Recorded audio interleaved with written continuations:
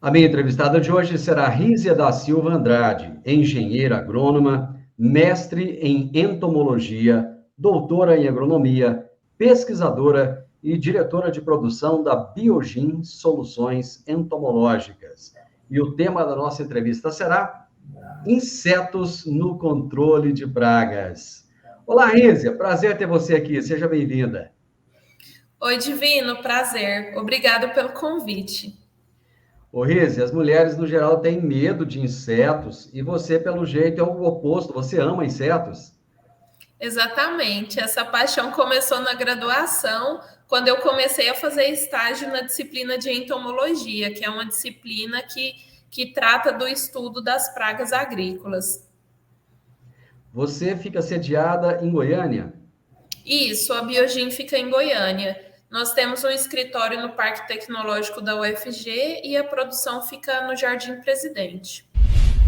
Fale um pouco sobre a Biogin. Como é que surgiu essa empresa? Há quanto tempo? Como é que é o trabalho de vocês? O projeto surgiu em 2015, quando tinha outro grupo de sócios. Nós pleiteamos um edital da incubadora de empresas do SEI. Nós fomos aprovados na incubadora e a partir daí a gente começou a transformar essa ideia, esse projeto em negócios. Em 2018 fizemos a abertura do CNPJ e da empresa e aí começamos a vender, né, a produzir de forma comercial. Em 2019, nós ganhamos o prêmio CREA de Meio Ambiente. Em 2020, nós participamos de um programa que chama Inovativa Brasil, é um programa de aceleração de empresas inovadoras. Em 2021, nós ganhamos um prêmio de empresa incubada, não sei. E em 2022 agora, e saiu hoje, notícia quentinha, o resultado do Prêmio Mulheres Inovadoras da FINEP. As 3 melhores empresas de cada região foram premiadas e a Biogin, com muita felicidade que eu recebi essa notícia, foi uma das premiadas. É um programa do governo também, as melhores empresas são premiadas num valor global de R$ 120 mil. Então, ajuda muito para a empresa de inovação, para empresas que estão iniciando e para tudo na empresa, né? Da visibilidade, ser premiada. Eu estou muito feliz com esse prêmio. Puxa vida, eu estou tremendamente feliz. Que bacana que você está trazendo essa notícia em primeira mão aqui. O que que leva uma empresa tão jovem como a sua a receber tantas premiações assim em tão pouco tempo? Então, a gente pegou uma pesquisa, uma ideia de pesquisa e fez virar negócio. Então, assim, eu acho que a gente tem que arriscar. Então, assim, toda vez que as primeiras vezes que eu participava de um edital, a gente tem aquela síndrome de impostora, né? Ai, será que eu estou preparado o suficiente? A gente tem que arriscar para ver se tá ou se não. O termômetro vai ser depois que a gente tentar. Então, assim, todas as vezes que eu participei de um edital, eu fui aprovada. Que a Biogin, né, participou de um edital, ela foi aprovada. Então, é arriscar mesmo, porque se a gente fica assim, eu acho que eu não estou preparada e não tenta, a gente nunca vai saber. Então, eu estou feliz, assim, de estar arriscando, mesmo às vezes com o sentimento de não estar completamente pronta para isso. Ô, Rizzi, como é que começou esse vínculo de vocês com a UFG, a Universidade Federal de Goiás?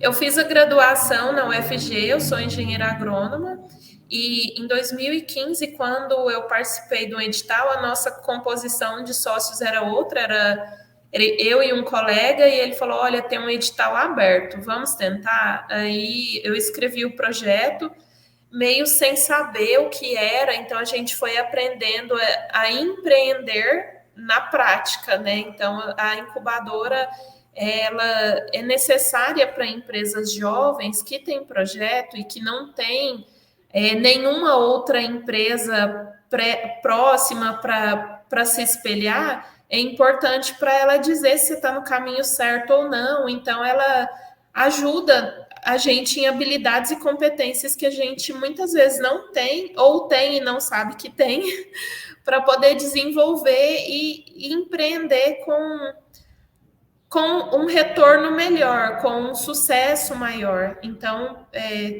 participar de uma incubadora é essencial para empresas que estão começando na inovação. Ô, Rízia, qual é a importância dos insetos no controle das pragas? Então, a diversidade do Brasil é enorme, né? O país é um país mega diverso. Existem outros países que também têm a biodiversidade tão grande. Uma pequena porcentagem dos insetos que ocorrem na natureza são considerados pragas. Então, é importante nessa biodiversidade saber o que é praga e o que é um inseto benéfico. O que a gente faz é pegar esses insetos benéficos, pesquisar ou aproveitar pesquisas das instituições e utilizar eles no controle biológico de pragas. E dessa forma a gente pretende reduzir o uso de inseticidas químicos ou ajudar na manutenção dessas moléculas em campo, que muitas vezes são usadas continuamente e elas podem até auxiliar na evolução da resistência dos insetos. Então, o controle biológico tem muitas funções além do manejo de pragas. No seu ponto de vista, quais são os principais benefícios nesse controle biológico na agricultura? O uso do controle biológico, ele auxilia o produtor a médio e longo prazo, ele reduz o uso de inseticida químico, reduz a poluição ambiental de solo, água, ar, reduz a contaminação do trabalhador, do manejador ou do produtor. Além disso, reduz os resíduos de inseticida que pode ocorrer nas culturas, principalmente culturas que são hortaliças, que são culturas que têm muitas pragas, que demandam muitos tratos culturais e que às vezes as pulverizações são frequentes e constantes. Aí dessa forma reduz até a quantidade de resíduo no produto final que a gente vai consumir. A pandemia, de alguma forma, Rízia, ela acelerou essa necessidade de se debater mais o papel da agricultura mais sustentável no foco da preservação ambiental? Sim, a gente observou que cresceu muito as empresas que trabalham com orgânicos, aplicativos que utilizam, que une, né, produtor a consumidor final, ou que auxilia na compra desses produtos orgânicos. E a gente vê também que não só na área de orgânicos, por incrível que pareça, nossos clientes, a maioria são de cultura convencional. Então, quando dizem assim que o produtor não tem interesse em inovação, é mentira. Eles sempre têm interesse em inovação, eles querem produzir de forma mais sustentável e com qualidade, mas tem que ter essas tecnologias para eles terem acesso. Tem que ter ferramentas para que eles possam saber e utilizar. Então, de alguma forma, a pandemia atrapalhou muito no caso de logística, entrega de produto, mas a gente continuou estudando, pesquisando, participando de tudo que apareceu para poder. Na pandemia, a gente produziu 2 novos produtos, então a gente, além do produto principal que a gente tem mais 2 já em comercialização. Dessa forma, a gente acelerou esses produtos, né? Que talvez a gente faria eles daqui uns 2 ou 3 anos ainda. O Riz, eu tenho a impressão de que o pesquisador, quando ele está ali na academia, ele não tem muito essa veia empreendedora, não. Ele quer mesmo pesquisar, buscar novas soluções. E vocês uniram as duas coisas. Como é que foi isso? Quer dizer, a pesquisa, a busca de soluções, mas, ao mesmo tempo, vocês partiram para o empreendedorismo, que é o lado, não sei se é o lado mais difícil da coisa, mas eu acho que para quem está ali na pesquisa, eu acho que é um pouco mais difícil, sim. E vocês uniram essas duas coisas. Traga para a gente aí como é que foi essa união de 2 esforços para criar uma empresa. Foi uma mudança radical, porque eu estava me preparando realmente para ser pesquisadora. Então, hoje, nas universidades, já tem disciplinas, na UFG, onde eu estudei, tem disciplina de empreendedorismo. Então, os professores já trazem inovações tecnológicas. A incubadora de empresas tem uma Olimpíada de empreendedorismo que ela divulga os trabalhos de conclusão de curso, os melhores trabalhos com inovação são premiados em dinheiro. Então, isso estimula o aluno, o discente, a querer fazer parte dessa rede empreendedora. Então, a gente vai aprendendo o empreendedorismo desde o início, né? Lá no início da graduação. No meu caso, não. Quando eu fiz graduação, não tinha isso, né? A gente saía ou para pesquisa em universidade pública ou para pesquisa em uma instituição privada ou para fazer um concurso. Então, você sair e criar seu próprio emprego, não tinha isso. Mas outras pessoas que já têm empreendedorismo na veia fazem. Para mim, foi um pouco que por demanda, mais pela demanda dos produtores, das pessoas que eu conheci. A gente precisa de controle biológico, tem aqui. E era a minha grande paixão de pesquisa, né? Eu fui fazer mestrado com isso, fiz doutorado um pouquinho de controle de pragas também. Então, aí essa veia empreendedora foi surgindo e eu fui alimentando ela. Então, o que eu sinto, parece que eu estou fazendo assim uma pós-graduação sem fim, porque tudo que eu não aprendi, eu tenho que aprender. Então, toda semana eu estou estudando, fazendo um curso, lendo livros, e todas essas acelerações parece que é um MBA, uma aceleração, que são 8 semanas, super pesada, um monte de conteúdo. Então, é assim que se empreende, né? Estudando e com raça para não desistir. O Brasil realmente não é um país muito fácil de se empreender, não, mas quem tem a coragem de fazer, geralmente se dá bem. Eu gostaria que você explicasse para o nosso ouvinte, para o nosso espectador também, um pouco a respeito da solução que vocês criaram. Você e sua irmã desenvolveram soluções sustentáveis com a utilização do tricograma, que é uma vespinha pequenininha que ataca a lagarta. Conta para a gente como é que funciona isso aí. Então, eu pesquisei essas microvespas no mestrado. A pesquisa com tricograma, que essa microvespa já está há mais de 50 anos no mercado, países da Europa, aqui do Brasil, já fazem essas pesquisas há muito tempo. O que eu fiz foi utilizar essa estudo dessa vespinha para transformar em um produto. Existem outras empresas também que usam controle biológico, tem multinacionais que já fazem isso há muitos anos. Então, a gente utiliza essa vespinha para controle de pragas do tomate, de hortaliças em campo. É uma vespinha diminuta, uma microvespa. Ela é do tamanho de um piolho de galinha, bem pequenininha.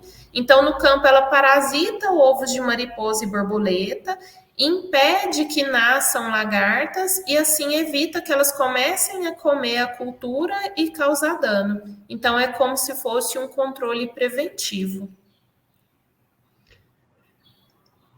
Risa, não existe o perigo de se perder o controle das populações e dessas vespas e se criar um outro problema ambiental, não? Não, esses insetos são, apesar dele ser um parasitoide, ele só se alimenta e se desenvolve em ovos. Então, precisa do ovo da praga no campo para ele se desenvolver. Então, a população desse inseto, naturalmente no campo, ela vai aumentando se tem a população da praga. A população da praga cai, a população dela cai. Então, segue o curso natural de vida da cadeia alimentar desses insetos. Então, é igual um leão. Se acabar as zebras e girafas e o que ele come lá na savana da África, ele jamais vai comer pasto. Então, as vespinhas são assim, elas jamais vão se alimentar das culturas. Elas são insetos carnívoros. Eles precisam de outros insetos para se alimentar e para se desenvolver. Você citou aí que durante a pandemia vocês criaram 2 novos produtos, foram outros predadores e se sim, quais são eles e como é que eles são utilizados, em quais cultivos, por exemplo? Isso, nós desenvolvemos 2 novos produtos à base de insetos. Tem o Óreos insidiosos, que é um inseto que é um micropercevejo predador. Ele preda ovos, lagartas pequenas, mosca branca e trips. Ele é muito eficiente no controle de trips, que é uma praga que transmite viroses para as culturas. Essa praga, uma vez que ela transmite a virose, se for em tomate, em fumo ou em outra cultura, pimenta, essa planta precisa ser arrancada, então reduz muito a produtividade e a produção quando tem insetos vetores de virose em culturas hortaliças ou em outras culturas que eles são pragas. O outro inseto é o bicho lixeiro, a espécie que a gente produz é chamada de Chrysoperla externa. Ele também é um inseto predador de ácaro, pulgão, mosca branca, cochonilha. Então, ele é um predador generalista. A gente usa em hortaliças e fruticultura. Em que nível a solução que vocês desenvolveram minimiza os impactos de agrotóxicos sobre as lavouras? Por exemplo, esse sistema de vocês ele dispensa totalmente o uso dos pesticidas tradicionais ou não? Não, é mais uma ferramenta. Como a gente estuda o manejo de pragas, existem várias ferramentas para o controle de pragas. Tem o controle químico, biológico, comportamental, plantas que são resistentes. Se o produtor for produtor de plantas de cultivo convencional, ele pode usar o biológico como uma ferramenta, a não ser que ele seja produtor de orgânico, que ele pretende dispensar completamente o uso de inseticidas químicos, ele pode associar, o que é bom. Porque se o produtor é produtor de convencional e ele quer usar o biológico, a cada aplicação com biológico, ele pode reduzir uma aplicação com químico. Ou ele pode usar um produto mais seletivo para os biológicos, que assim vai trazer menos malefícios no campo, tanto para o aplicador quanto para o ambiente. Rízia, adorei conversar com você. Gostei muito de saber em primeira mão dessa nova premiação aí que vocês receberam. Eu tenho certeza que essa é mais uma de tantas outras que virão, né? Já está preparada para o sucesso total, para os bilhões que virão? Eu espero que a gente consiga atender bastante produtores aqui no Centro-Oeste, em Goiás, e que a gente esteja preparada para escalar e manter o produto com qualidade. A gente vai voltar a conversar daqui uns 3 anos, mais ou menos, nós vamos ver o crescimento dessa empresa, quanto vai ser grande. Muito obrigado, foi um prazer enorme falar com você, você é uma simpatia de pessoa, muito sucesso nesse trabalho, e a sua empresa, eu tenho certeza, ela vai escalar muito, viu? Muito obrigado. Muito obrigada. Gente, que prazer, que alegria conversar com a Rízia da Silva Andrade. Ela é engenheira agrônoma, mestre em entomologia, doutora em agronomia, pesquisadora e diretora de produção da Biogin Soluções Entomológicas.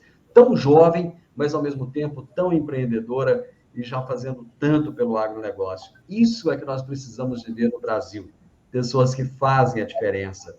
E o estudo dela fez com que se criasse uma empresa a partir disso e elas estão colhendo os frutos desse empreendedorismo. E nós falamos sobre insetos no controle de pragas. Se você chegou até aqui é porque gostou desse vídeo, deixe o seu like, deixe o seu comentário, compartilhe, conte para as pessoas, para que outros possam, quem sabe, se espelhar nesse exemplo e também empreenderem, crescerem. E o Brasil precisa muito de jovens empreendedores. Nós nos vemos no próximo vídeo. E eu vou te pedir mais uma coisa importante. Se inscreva nesse canal.